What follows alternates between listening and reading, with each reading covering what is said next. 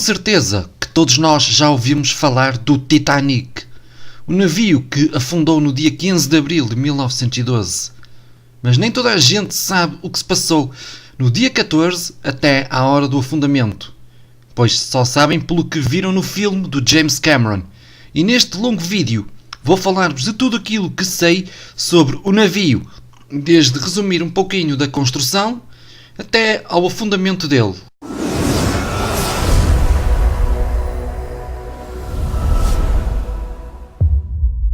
Olá pessoal, sejam bem-vindos ao Tasnel PT. Eu sou o DJ Tosa, também conhecido por Tasnel PT. Obrigado por estarem a ver este vídeo. Se não são inscritos no canal, por favor, subscrevam o canal e ativem o sininho para as notificações. E meus amigos, então neste vídeo vou falar do Titanic. Vou resumir o mais rapidamente possível um pouco da construção e também mais breve possível sobre, as últimas 24 horas do navio. O Titanic foi projetado pela White Star Line, empresa que decidiu construir 3 grandes navios: Titanic, Olympic e Britannic, e que seriam construídos nos estaleiros da Harland and Wolff para competir com a Cunard, que era a empresa, ou seja, a companhia rival da White Star Line. De início, o Titanic era para ter só 3 chaminés, mas a White Star Line decidiu colocar uma 4ª chaminé. E porquê? Perguntam vocês. Porque naquela época, quantas mais chaminés o navio tinha, maior valor e luxo seria esse mesmo navio. Então, a construção do Titanic começou a 22 de março de 1909, ou seja, 4 meses depois do início da construção do Olympic. O mais interessante de tudo são os nomes dados aos navios. Bem, como as companhias de navios tinham 2 letras com as quais deveriam incluir no nome, para saber a quem pertence o navio, as 2 letras da White Stein eram o I e o C de cão. Ou seja, tanto navios como Olympic, Titanic e Britannic, o nome original deles é Olymp, Titan e Britann. Ou seja, tradução: Olímpico, Titã e Britânico. Um bocadinho estranho, não é?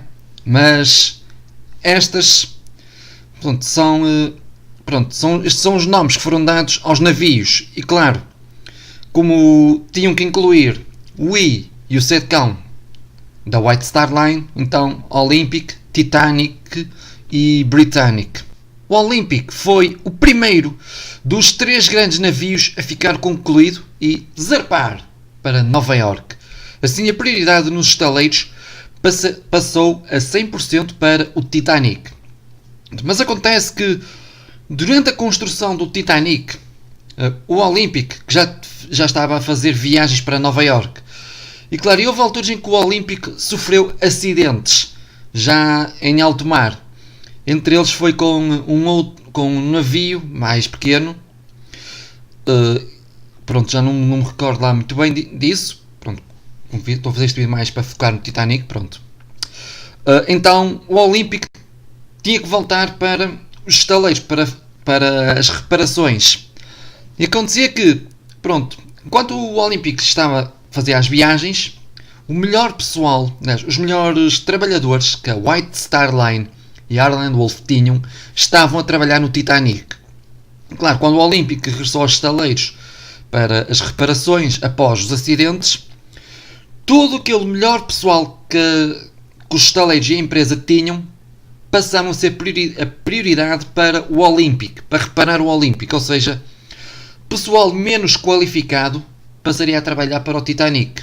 O Titanic foi lançado ao mar no dia 31 de maio de 1911 e nessa cerimónia estavam mais de 100 mil pessoas.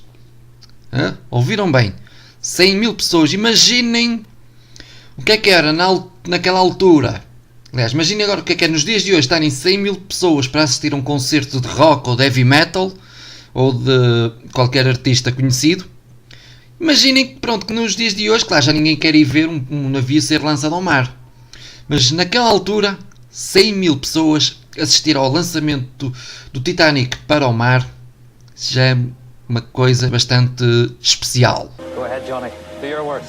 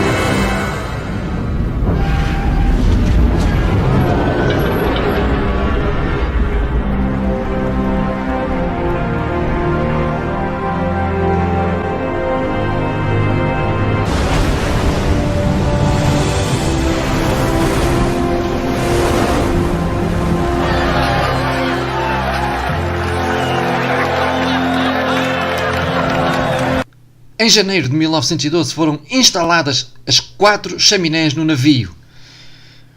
Bem, é óbvio que as 4 chaminés não funcionavam todas. Aliás, não tinham todas a mesma função. Ou seja, as chaminés número 1, número 2 e número 3 tinham função de expelir o fumo das caldeiras. Sim, as caldeiras que faziam dar energia à casa das máquinas. E nas casas das máquinas, claro, dava a potência para as hélices para movimentar o navio. Enquanto que a chaminé número 4 só servia para expelir o fumo das cozinhas e das salas de fumar. Em março de 1912, o navio estava pronto.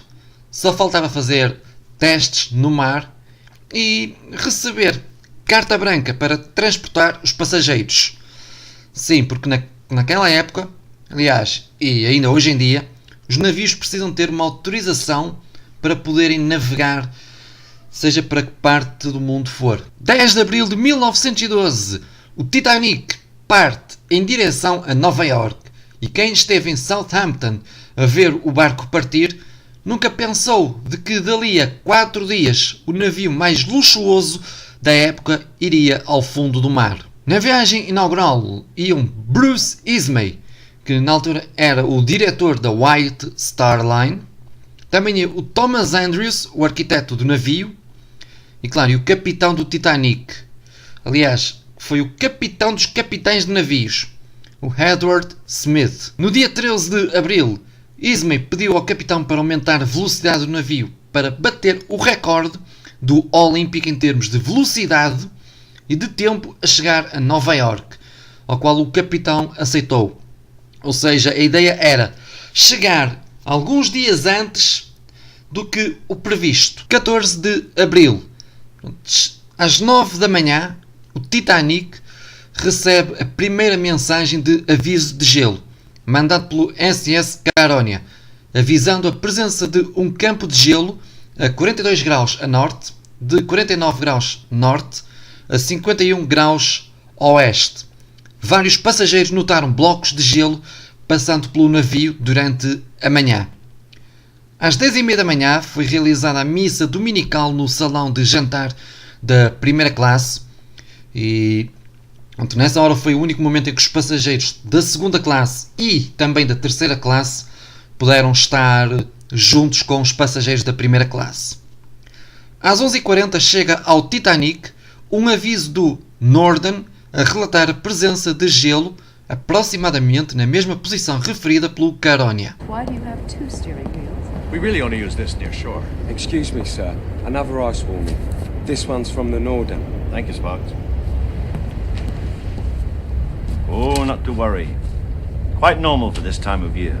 À 1h42 da tarde, o Titanic recebe aviso de gelo por parte do SS Baltic, onde este navio avisava o Titanic da presença de icebergs e de grandes quantidades de gelo a 41 graus, 51 graus norte e 49 graus a 52 graus oeste, aproximadamente a 402 km e 300 metros à frente do Titanic. À 1h45 da tarde, o Titanic recebe o quarto aviso, desta vez do SS America, que estava perto do Cape Race.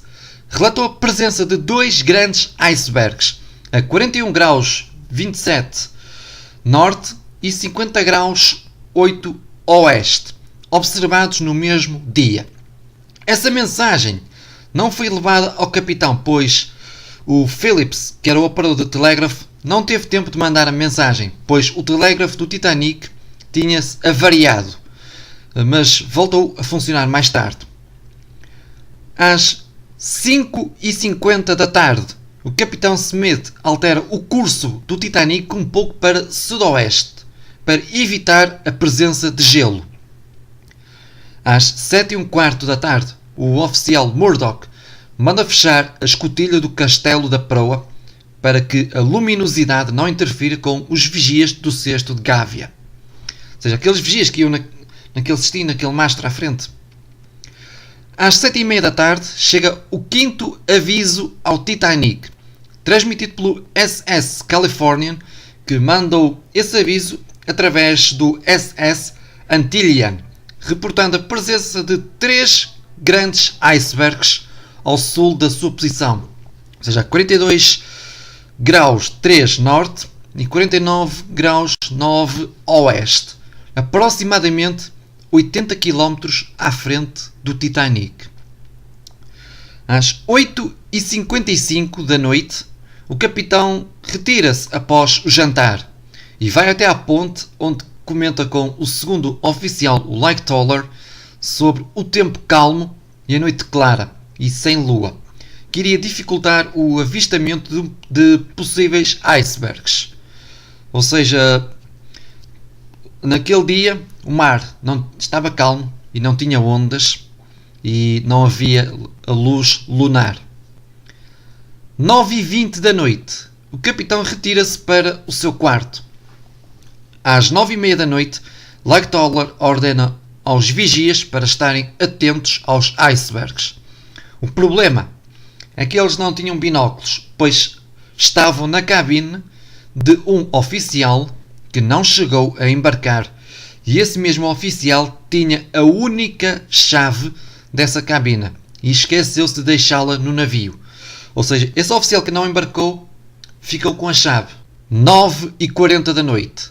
O Titanic recebe o sexto aviso proveniente de SS Mesaba, relatando grande quantidade de gelo e grandes icebergs a 49 graus oeste, aliás, 49 graus norte e 50 graus oeste, próximo ao Titanic.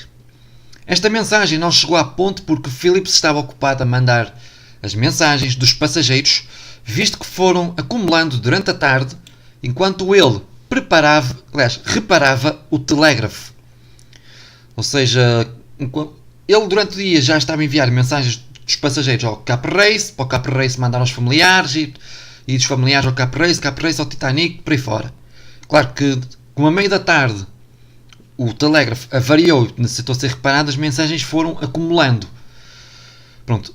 Ou seja, com isto, ao todo, foram 6 relatos.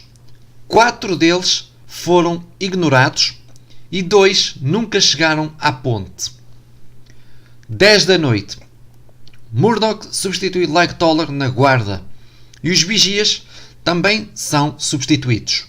Os vigias do turno da noite recebem a mesma ordem que os outros receberam em relação aos icebergs. 10h30 da noite. A temperatura da água já era de 2 graus negativos.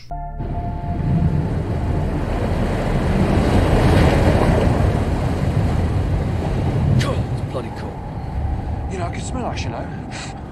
When it's near. Bollocks. Well, I can, alright. Às 10h55 da noite, o SS Californian, que estava parado em um campo de gelo ao norte do Titanic, enviou ao Titanic a última mensagem. O operador de telégrafo do Titanic cortou a mensagem avisando o Californian que ele estava a enviar mensagens dos passageiros do Titanic ao Cap Race. 11h30 da noite. O operador de telégrafo do Californian termina o seu serviço do dia e desliga o equipamento. Já no Titanic, os vigias Frederick Fleet e Reginald Lee observam o mar sem os binóculos.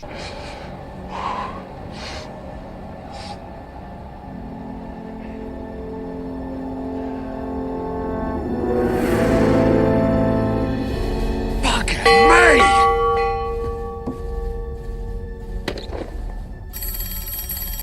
Pick up, you bastards! Is there anyone there? Yes, what do you see? Iceberg, right ahead! Thank you. 11h40 da noite. Fleet avista o iceberg a 460 metros à frente do Titanic. Ele toca ao sino e avisa a ponte. Só que na ponte demoraram a atender. O 6º oficial Moody atendeu a chamada e passou o aviso a Murdoch, que por sua vez ordenou o timoneiro virar tudo a estribordo. Levaram-se vários segundos para o navio iniciar a curva à esquerda. Quando o navio virou 10 graus à esquerda, este embateu no iceberg, fazendo com que o gelo abrisse no casco 6 compartimentos. Então, Murdoch manda fechar imediatamente as portas de estanque, no que resultou o aprisionamento permanente de muitos trabalhadores do Titanic. 11h41 da noite. O capitão chega à ponte, onde recebe o relatório do acontecimento e ordena a paragem total dos motores. Às 11h50, ou seja, 10 minutos depois da colisão, a água atinge os 4 metros acima da quilha e inunda completamente todos os compartimentos danificados, à exceção da Casa das Caldeiras número 5. O capitão ordena que o navio avance em velocidade lenta. 00:05. O capitão chama Thomas Andrews e ambos descem aos convés inferiores para verificar os danos. Não demora para Andrews perceber que a grande extensão dos danos condenou o seu navio à morte e que logo este estaria no fundo do Atlântico. O Andrews calcula que restam apenas uma hora e meia antes do fim. Claro, o cálculo baseou-se no facto de 6 compartimentos inundados. Logo a água começará a transbordar por cima das anteparas, inundando os compartimentos seguintes. É ordenado à sala das máquinas a marcha a ré com os motores. A quadra de squash, 9,7 metros acima da quilha, começa a inundar. O capitão ordena ao oficial-chefe Wild que os botes salva-vidas sejam descobertos e preparados. 00:15. O capitão ordena a Phillips para que este mande pedidos de socorro. Este faz em princípio com o sinal C de cão, Q de quaquá, D de dado, ou seja, CQD, seguido pelo código do Titanic MGY e pela localização estimada do navio, 41 graus 16 norte e 50 graus 14 oeste. Os botes começam a ser preparados e os passageiros recebem ordem para irem para os convés exteriores com os coletes salva-vidas. Bem, isto aqui tem uma parte claro, que vocês já sabem que nem todos os passageiros conseguiram chegar aos convés superiores. E refiro mais especialmente aos passageiros da terceira classe, que a maior parte deles morreram dentro do navio. Ou seja, ficaram presos. 00:18. O navio alemão Frankfurt é o primeiro navio a responder aos pedidos de socorro, seguido pelo MT Temple, pelo Virginian e pelo Burma. Ou seja, àquela hora, 4 navios já tinham respondido ao sinal de socorro do Titanic. 00:20. É ordenado o embarque dos passageiros para os botes. O Titanic começa a apresentar uma inclinação e a sua proa começa o seu mergulho na água gelada. 00:25. O SS Carpathia, que estava a caminho de Liverpool, é finalmente contactado a 94 km de distância do Titanic. O capitão do Carpathia ruma em direção ao Titanic, ou seja, ele manda a sua tripulação dar a volta e ir em direção ao Titanic. Os botes salva-vidas começam a ser baixados sobre uma grande desorganização, devido ao alto ruído do vapor das caldeiras que estava a ser libertado. Lightoller segue fielmente as ordens de embarcar primeiro as mulheres e crianças, enquanto que Murdoch permitia que, após todas as mulheres e crianças sozinhas terem embarcado, casais embarcavam seguidos por homens solteiros. 00:34. O Frankfurt avisa que está a 241 km de distância. O Olympic é contactado a 805 km de distância. 00:45. Bright sugere a Phillips que este mude para o novo sinal de socorro, o SOS, sendo esta a segunda vez que este sinal foi utilizado. Na ponte, a visão de luzes de outro navio no horizonte faz com que o quarto oficial Joseph G. Boxhall inicie o lançamento de foguetes de sinalização na espera que algum navio próximo os veja. A luz de sinalização do Titanic também é acionada. O navio visto chega a aproximar-se do Titanic o suficiente para que as luzes de navegação sejam vistas. Em seguida ele muda de curso e afasta-se. O capitão desse navio foi mais tarde acusado de crime de não ter prestado ajuda ao Titanic para que recebesse os passageiros do mesmo. O primeiro bote salva-vidas, o número 7, do lado estibordo, é descido apenas com 27 pessoas. Ou seja, a falta de treino para estas ocasiões fizeram a tripulação temer que, do caso os botes descessem cheios, podiam virar ao contrário. 1:00. O bote salva-vidas número 3 de estibordo desce com 32 pessoas, sendo dessas 32 pessoas 11 tripulantes. Este foi o quarto bote a ser descido. 1:15. A inclinação do convés fica maior. São dadas ordens para que os botes salva-vidas sejam descidos mais cheios. Thomas Andrews exerce importante papel, ajudando a descer os botes e fazendo com que eles sejam devidamente cheios. A água já atinge o nome do Titanic pintado na proa. O Titanic começa a inclinar para bombordo. 1:30. O pânico começa a formar-se entre os passageiros ainda a bordo. Os pedidos de socorro começam a indicar sinais de desespero como estamos a afundar muito rápido e mulheres e crianças nos botes. Não podemos durar muito mais. Já o Ben Guggenheim e o seu criado colocaram as suas roupas de noite sob o argumento de que nós nos vestimos com a nossa melhor roupa e estamos preparados para afundar como cavalheiros. Mr. Guggenheim, please a few, Mr. Guggenheim. No, thank you. We are dressed in our best and are prepared to go down as gentlemen. But we would like a brandy. 1:40. O bote desmontável C desce com 32 pessoas, incluindo Bruce Ismay, sendo este o último bote de estibordo a ser descido. 1:45. O bote de emergência número 2 desce com 20 pessoas. Este foi o 15º bote a ser descido. As últimas palavras ouvidas do Titanic pelo Carpathia foram estas: sala das máquinas e caldeiras inundadas. 2:00. A água já está a 3 metros abaixo do convés A. 2:05. O castelo da proa fica submerso. O capitão liberta Phillips e Bride das suas tarefas de telégrafo, dizendo para abandonarem a cabine e salvarem-se. Phillips continuou a mandar pedidos de socorro durante alguns minutos. Entretanto, o capitão, ao ir até à ponte, repetiu a vários tripulantes: é cada homem por si.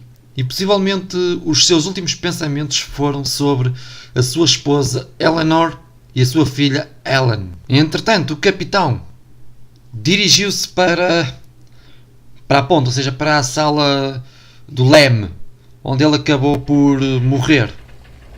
Claro, depois ao fim ele foi considerado um grande herói por ter afundado com um navio.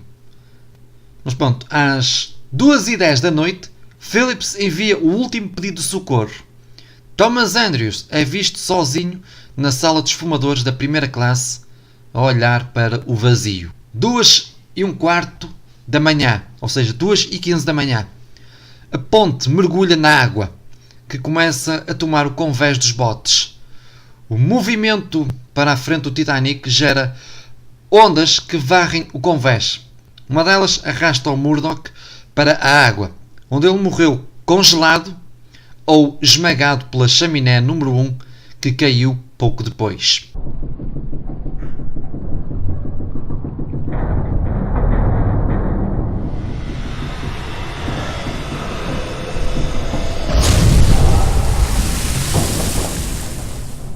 Duas e 17 da manhã. A popa está completamente fora d'água e a forte inclinação faz com que a chaminé caia para a frente, matando muitas pessoas que se encontravam na água. A proa mergulha em direção ao fundo, enquanto centenas de passageiros da segunda classe e também da terceira classe ouvem o padre Thomas Biles reunidos no final do convés dos botes. Às 2h18 da manhã, as luzes piscam e apagam-se para sempre.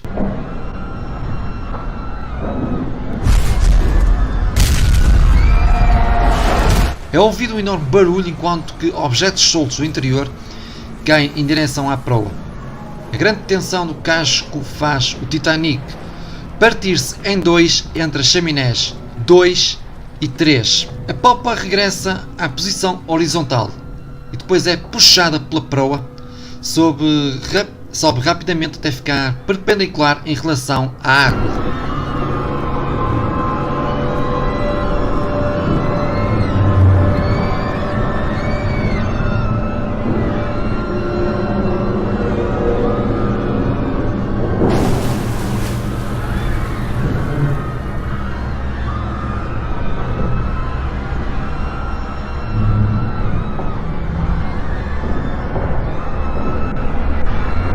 Duas e 20 da manhã. Inclinação da popa diminui conforme o Titanic desaparece. E foi a última vez em que o nome gravado na popa e as hélices de bronze foram vistas. Muitas pessoas ainda se mantêm vivas boiando na superfície da água, os seus gritos de angústia diminuindo lentamente até se transformarem em um longo e contínuo canto de lamentação. Misericordiamente, em pouco menos de 10 minutos, a morte por congelamento os atinge, poupando-os do afogamento. Entretanto, os botes estão reunidos a fazer uma ponte para desocupar um dos botes, para que este mesmo regressasse ao local do naufrágio e salvasse o maior número de pessoas que estavam na água. Can anyone hear me? Is there anyone alive out there? Make a noise if you can!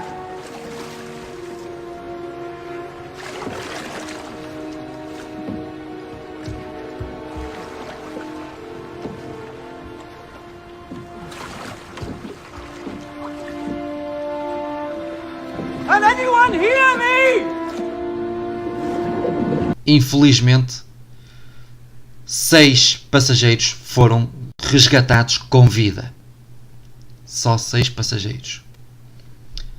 Às 3h30 da manhã são vistos os foguetes de sinalização do Carpathia. Às 5h30, após ser avisado pelo Frankfurt do desastre, o Californian dirige-se para o local e chega 3 horas depois.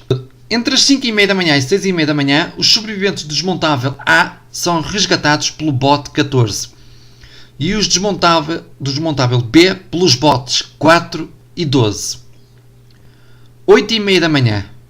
O último bote de salva-vidas, o número 12, é pego. Lightoller é o último sobrevivente a entrar no Carpathia. O Californian chega próximo ao Carpathia e se dirige para o local do naufrágio para procurar por mais sobreviventes. Mas não há mais ninguém a ser salvo. 8h50 da manhã. O Carpathia ruma a Nova York com 705 sobreviventes do Titanic. Ou seja, ao todo morreram 1523 pessoas, incluindo membros da tripulação. A tragédia do Titanic foi noticiada em todo o mundo, incluindo nos jornais portugueses. Bem, temos aqui, vocês estão a ver pelas imagens, pronto, temos aqui alguns artigos. Por exemplo, o Leviatão e a sua gruta. Foi do artigo da revista Serões número 72, de junho de 1911. Aliás, acho que era em 1912, pronto. Aqui tem uma coisa referente ao Titanic. Fala aqui de vários navios. Depois temos aqui navio que se afunda. Breve notícia publicada no jornal A Capital, Diário Republicano da Noite, logo no dia 15 de abril de 1912. Temos aqui a notícia. Está ali a notícia. Navio que se afunda.